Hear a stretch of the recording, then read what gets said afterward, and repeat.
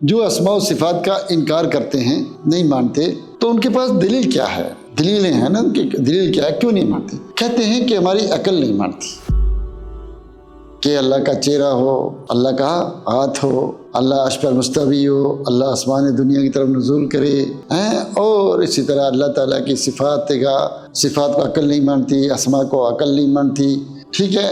وہ یہ ان کا مسئلہ ہے کہ ہم یہ بات مانتے ہی نہیں ہیں کہ عقل اس پر دلالت نہیں کرتی۔ یہ بات تمہاری ہے ہی غلط، اس لیے کہ عقل سلیم کبھی بھی نقل صحیح کی مخالفت نہیں کرتی۔ عقل سلیم کبھی بھی قرآن و سنت کی مخالفت نہیں کرتی۔ بہت سارے لوگوں کے سامنے جب ہم آیات پیش کرتے ہیں، احادیث پیش کرتے ہیں، کہتے ہیں ٹھیک ہے آیاتیں کہی ہیں لیکن میری عقل نہیں مانتی، میرا دل نہیں مانتا، میرے بزرگ نہیں مانتے، میرے امام نہیں مانتا، میرا ماں باپ نہیں مانتے، میرے گاؤں والے نہیں مانتے، میرے علاقے میں اس کا رواج نہیں ہے، میں اس پر نہیں عمل کر سکتا۔ تو بھائی گویا کہ آپ دوسرے انداز میں اسلام کا ایک انکار کر رہے ہو۔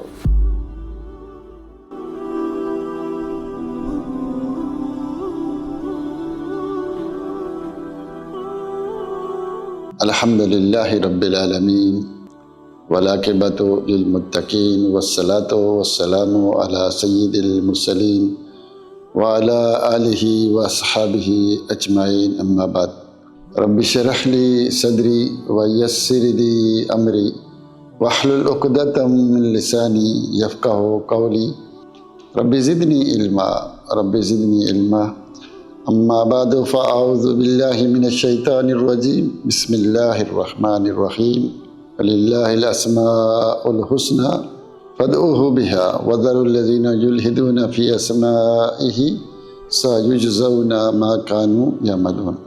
اللہ تعالیٰ کی حمد و ثنا اور رسول معظم صلی اللہ علیہ وآلہ وسلم پر درود و سلام کے بعد، قرآن اور حدیث میں، اسلام میں بے شمار آیات ہیں، بے شمار حدیث ہیں جو یہ کہتی ہیں کہ اللہ تعالیٰ کے بڑے خوبصورت نام ہیں، اچھے اچھے نام ہیں، اور ان ناموں کے ذریعے اللہ کو پکارو، اور یہ نام اللہ کی تعریف ہیں اور اللہ کو اپنی تعریف بہت اچھی لگتی ہے۔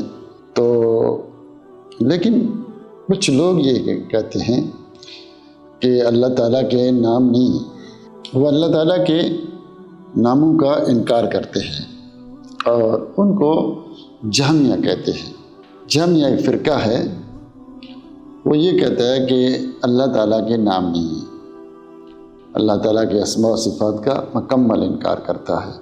اور ایک دوسرا گروہ ہے معتزلہ، وہ یہ کہتے ہیں کہ اللہ تعالیٰ کے نام تو ہیں لیکن اللہ کی صفات کا انکار کرتے ہیں۔ اللہ سمیع ہے لیکن سنتا نہیں، اللہ بصیر ہے دیکھتا نہیں، اللہ علیم ہے لیکن بغیر علم کی، اللہ غفور ہے بخشتا نہیں، اللہ رحیم ہے بغیر رحم کی۔ تو وہ اللہ تعالیٰ کے ناموں کو مانتے ہیں لیکن بغیر صفات کے۔ تو صحیح بات یہ ہے کہ اللہ تعالیٰ کے جتنے بھی نام ہیں وہ نام صفات بھی ہیں، ان میں پائی جاتی ہیں۔ جیسے اللہ کا نام علیم ہے تو اللہ جانتا بھی ہے، اللہ بصیر ہے تو دیکھتا بھی ہے، اللہ سمیع ہے تو اس کا نام اگر سمیع ہے تو وہ سنتا بھی ہے، اللہ غفور ہے تو بخشتا بھی ہے، اللہ رحیم ہے تو رحم بھی کرتا ہے۔ یہ صحیح بات ہے، لیکن وہ یہ کہتے ہیں کہ اللہ سمیع ہے لیکن بغیر سننے کے، سنتا نہیں، بصیر ہے دیکھتا نہیں، علیم ہے جانتا نہیں، رحیم ہے اور رحم نہیں کرتا۔ اللہ کی صفات کا انکار کرتے ہیں، ان کو معتزلہ کہتے ہیں۔ اور ان کے ساتھ ساتھ اشاعرہ اور ماتریدیہ بھی ہیں۔ ایک اشاعرہ ایک فرقہ ہے اور ایک ماتریدیہ فرقہ ہے، جیسے جہمیہ ایک فرقہ ہے اور معتزلہ ایک فرقہ ہے، اسی طرح سے ماتریدیہ اور اشاعرہ بھی ایک فرقے ہیں۔ اشاعرہ 7 صفات کو مانتے ہیں۔ اشاعرہ کتنی صفات کو مانتے ہیں؟ اللہ تعالیٰ کی 7 صفات کو مانتے ہیں، اور دوسرے جو ہیں وہ اللہ تعالیٰ کی 5 صفات کو مانتے ہیں، اور وہ 7 صفات جو مانتے ہیں وہ یہ ہے: اللہ کا علم کو مانتے ہیں، حیات کو مانتے ہیں، قدرت کو مانتے ہیں، کلام کو مانتے ہیں، سننا، بصر، دیکھنا، ارادہ، ان کو مانتے ہیں۔ یعنی اشاعرہ اور ماتوریدیہ صرف 7 صفات کو مانتے ہیں، باقی کو نہیں مانتے۔ کہتے ہیں اللہ ارادہ کرتا ہے، سنتا ہے، دیکھتا ہے، بات کرتا ہے، اللہ کا علم ہے، اللہ کی حیات ہے، تو ان 7 صفات کو مانتے ہیں، باقی صفات کا انکار کرتے ہیں۔ وہ ان 7 صفات کو کیوں مانتے ہیں، اس کی وجہ کیا ہے؟ 7 صفات کو اس لیے مانتے ہیں، وہ کہتے ہیں کہ عقل اس پر دلالت کرتی ہے، عقل کا تقاضا یہ ہے کہ ہم ان 7 صفات کو مانیں، تو باقی اسماء و صفات کو عقل نہیں مانتی، تو اس لیے ہم نہیں مانتے، لیکن یہ 7 صفات جو ہیں یہ عقل مانتی ہے۔ عقل کیسے مانتی ہے؟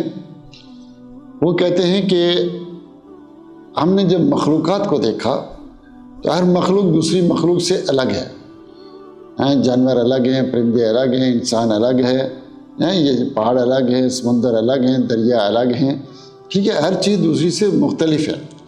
اس کا مطلب یہ ہے کہ اللہ ارادہ کرتا ہے، اللہ ارادہ کرتا ہے، جو ارادہ کرتا ہے وہ زندہ بھی ہوتا ہے، وہ اس کے پاس علم بھی ہوتا ہے، وہ سنتا بھی ہے، دیکھتا بھی ہے، بات بھی کرتا ہے۔ اس لیے انہوں نے اللہ تعالیٰ کی 7 صفات کو مانا، باقی صفات کا انکار کر دیا۔ 7 صفات کو کیوں مانا؟ اس لیے مانا کہ عقل کا تقاضا یہ ہے، عقل مانتی ہے، اس لیے مانتے ہیں۔ اب یہاں ایک سوال ہے، یہ جو جتنے بھی ہیں اشاعرہ، ماتوریدیہ اور معتزلہ اور جتنا یہ فرقے ہیں، جہمیہ اور جو ان کے ماننے والے بے شمار جو یہ فرقے ہیں، جو اسماء و صفات کا انکار کرتے ہیں، نہیں مانتے، تو ان کے پاس دلیل کیا ہے؟ دلیلیں ہیں نا، ان کی دلیل کیا ہے، کیوں نہیں مانتے؟ کہتے ہیں کہ ہماری عقل نہیں مانتی کہ اللہ کا چہرہ ہو، اللہ کا ہاتھ ہو، اللہ عرش پر مستوی ہو، اللہ آسمان دنیا کی طرف نزول کرے، اور اسی طرح اللہ تعالیٰ کی صفات کو عقل نہیں مانتی، اسماء کو عقل نہیں مانتی، ٹھیک ہے، وہ یہ ان کا مسئلہ ہے۔ تو قرآن کی آیات حدیثوں کو، وہ ان حدیثوں کو، ان آیات کو جو اللہ کے اسماء و صفات پہ دلالت کرتی ہیں، ان کا انکار کرتے ہیں، نہیں مانتے۔ کیوں؟ کہ ہماری عقل نہیں مانتی۔ کہتے ہیں عقل اصل ہے، ہماری عقل جس کو مانے گی ہم اس کو مانیں گے، عقل نہیں مانے گی تو ہم نہیں مانیں۔ ہم نے عقل سے پہچانا یہ رسول ہے تو ہم نے مانا، اس طرح ہم عقل سے رسول کی بات کو دیکھیں گے، جو ہماری عقل کے مطابق ہوگی وہ مانیں گے، جو عقل کے مطابق ہوگی وہ نہیں مانیں گے۔ ان کے ہاں اصل عقل ہے۔ تو یہ جتنے بھی فرقے ہیں جو بالکل اسماء و صفات دونوں کو نہیں مانتے، یا اسماء کو مانتے ہیں بغیر صفات کے مانتے ہیں، یا صرف 7 صفات کو مانیں یا 5 مانیں، جتنے بھی فرقے ہیں ان کو پوچھو کیوں نہیں مانتے، وہ کیا وجہ ہے؟ تو وہ کہتے ہیں جی عقل نہیں مانتی۔ اور جو اہل سنہ والجماع ہیں، اہل حدیث ہیں، سلفی ہیں، جو اپنے آپ کو یہ کہتے ہیں، وہ کہتے ہیں بھائی مسئلہ یہ ہے کہ عقل مانے نہ مانے، مسئلہ یہ ہے کہ قرآن اور حدیث میں آ گیا ہے۔ جب قرآن و حدیث میں آ گیا ہے تو ہمیں ماننا پڑے گا، ہم اس کو انکار نہیں کر سکتے۔ جب قرآن میں آ گیا کہ اللہ سمیع ہے، بصیر ہے، علیم ہے، غفور ہے، رحمان ہے، رحیم ہے، تو ہم کیسے انکار کر سکتے ہیں؟ ہم نہیں کر سکتے انکار۔ جب صحیح حدیثوں میں اللہ کے رسول سے ثابت ہو گئے وہ کیا نام ہے 18 نام، تو ہم اس کا انکار نہیں کر سکتے۔ قرآن میں 81 نام آ گئے اور یہاں 18 ہم نہیں مان سکتے، ہم یہ نام مانیں گے۔ اس طرح اللہ کی صفات کو بھی مانیں گے، سب مانیں گے جو قرآن اور صحیح حدیث میں آ گیا، لیکن یہ نہیں مانتے، کہتے ہیں نہیں ہماری عقل نہیں مانتی۔ تو ہم یہ کہتے ہیں کہ بھائی مسئلہ یہ ہے، پہلی بات ہے کہ تمہاری بات ہے قرآن کے خلاف ہے، حدیث کے خلاف ہے، اور صحابہ کے اجماع کے خلاف ہے، صحابہ کے اجماع کے خلاف ہے۔ اور پہلی بات، جو بات قرآن کے خلاف ہو، قرآن کی آیات کے خلاف ہو، حدیث کے خلاف ہو، صحابہ تابعین، تبع تابعین، ائمہ اربعہ کے اور سلف صالحین کے خلاف ہے، ہم اس کو مانتے نہیں، تم غلط ہو، تم غلط ہو۔ اور پھر کیا تمہاری بات تو لغت عربی کے بھی خلاف ہے؟ کیوں؟ کیا عرب لوگ جو سنتا نہ ہو اس کو سمیع کہتے ہیں؟ نہیں بھائی، اب ہم کہتے ہیں یہ سنتا ہے، یہ بہرا نہیں ہے، سنتا ہے۔ جو سنتا ہو سمیع اس کو بولتے ہیں، جو آندھا ہو دیکھتا نہ ہو اس کو لوگ بصیر نہیں کہتے، کہتے ہیں آندھا ہے، دیکھتا نہیں ہے، عامہ ہے، ٹھیک ہے۔ اور متکلم اس کو بولتے ہیں جو بولتا ہو، جو بولے نا اس کو اللہ کو، اس کو عرب لوگ متکلم نہیں کہتے۔ جو جاہل ہو اس کو علیم نہیں کہتے، جو رحم نہ کرے اس کو رحیم نہیں کہتے، بلکہ عربی زبان میں سمیع اس کو بولتے ہیں، بصیر اس کو مانتے ہیں، متکلم اس کو کہتے ہیں جو بات کرے، جو دیکھے، جو سنے، جو علم رکھتا ہو، جو رزق دیتا ہو، اس کو بولتے ہیں۔ تو اس لیے تمہاری بات لغت عربی کے بھی خلاف ہے اور اسی طرح سے عقل کے بھی خلاف ہے۔ پہلی بات تو یاد یہ رکھنا کہ ہم یہ بات مانتے ہی نہیں ہیں کہ عقل اس پر دلالت نہیں کرتی، یہ بات تمہاری ہے ہی غلط، اس لیے کہ عقل سلیم کبھی بھی نقل صحیح کی مخالفت نہیں کرتی، عقل سلیم کبھی بھی قرآن و سنت کی مخالفت نہیں کرتی۔ کیوں؟ کہ قرآن و سنت کو اللہ نے بھیجا ہے، نبی و رسولوں کو اللہ نے بھیجا، قرآن و سنت کو اللہ نے اتارا، کیوں؟ انسانوں کو ہدایت دینے کے لیے، اور پھر انسانوں کو اللہ نے سمجھ دی، دیکھنے کے لیے، سننا، جاننا، اچھے برے کی تمیز اس کے اندر، انسان کے اندر رکھ دی کہ یہ اچھا ہے، یہ صحیح ہے، یہ غلط ہے، تاکہ وہ پہچان سکے، تاکہ اس کو ہدایت مل سکے۔ آپ اس کی مثال اس طرح سے سمجھ لیں کہ جیسے میں دیکھتا ہوں تو دیکھنے کے لیے دو روشنیاں ضروری ہیں، ایک روشنی یہ کہ سورج کی روشنی ہو، بجلی کی روشنی ہو، لائٹیں ہوں، چاند کی روشنی، ستاروں کی روشنی ہو، یا کسی گیس بتی کی ضروری روشنی ہو، تب مجھے نظر آئے گا۔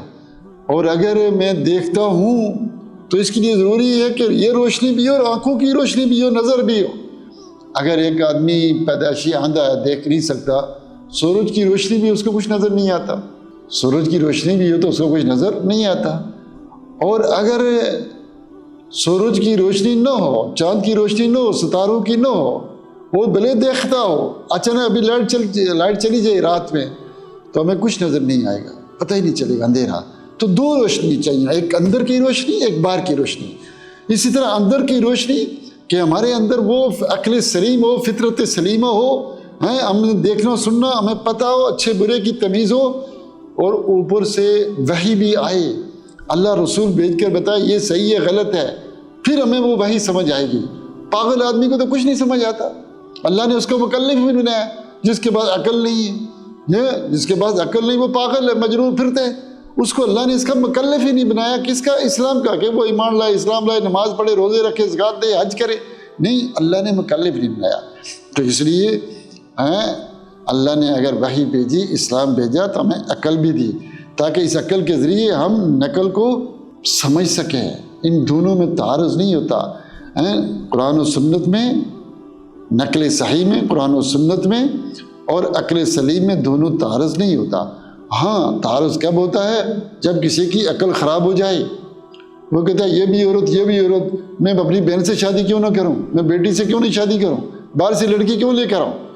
وہ کہتا ہے کیا یہ بھی عورت، وہ بھی عورت، یہ اس کی عقل خراب ہو چکی ہے، اس کی عقل خراب ہو چکی ہے، یا پھر وہ نقل صحیح نہ ہو، وہ حدیث صحیح نہ ہو، تو تب تعارض ہوتا ہے، ورنہ عقل سلیم میں اور نقل صحیح میں کبھی تعارض نہیں ہوتا۔ یہ لوگ جو کہتے ہیں نا کہ جی عقل نہیں مانتی، اس حدیث کو، اس آیت کو عقل نہیں مانتی، اس لیے میں انکار کر رہا ہوں، اصل میں اس کی عقل خراب ہو چکی ہے، اس کی عقل خراب ہو چکی ہے۔ زمانے آپ دیکھیں نا کہ ہر مسلمان بچہ اسلام پر، فطرت پر پیدا ہوتا ہے، مسلمان پیدا ہوتا ہے، کل مولود یولد علی فطرت الاسلام، پھر اس کے ماں باپ اس کو یہودی، نصرانی، مجوسی بناتے ہیں، کوئی کیا بناتا ہے، کوئی کیا بناتا ہے۔ اب شیعہ کے گھر پیدا ہوا تو شیعہ پیدا ہوا، بریلوی کے گھر بریلوی، فلانے کے گھر فلانا، فلانے کے گھر فلانا، اور ماں باپ نے اس کو یہ بنایا، پیدا وہ مسلمان ہوا تھا۔ اسی طرح عقل سلیم اللہ نے اس کو دی تھی، لیکن بعد میں لوگوں نے اس کی عقل کو خراب کر دیا، اب اس کو آیتیں بری لگتی ہیں، حدیثیں بری لگتی ہیں۔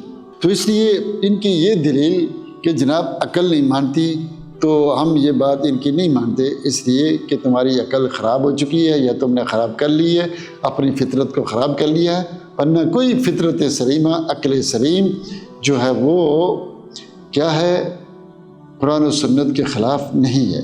اللہ نے ہمیں عقل سلیم اور فطرت سلیمہ دیا، اس لیے ہے کہ ہم قرآن و سنت کو سمجھ سکیں۔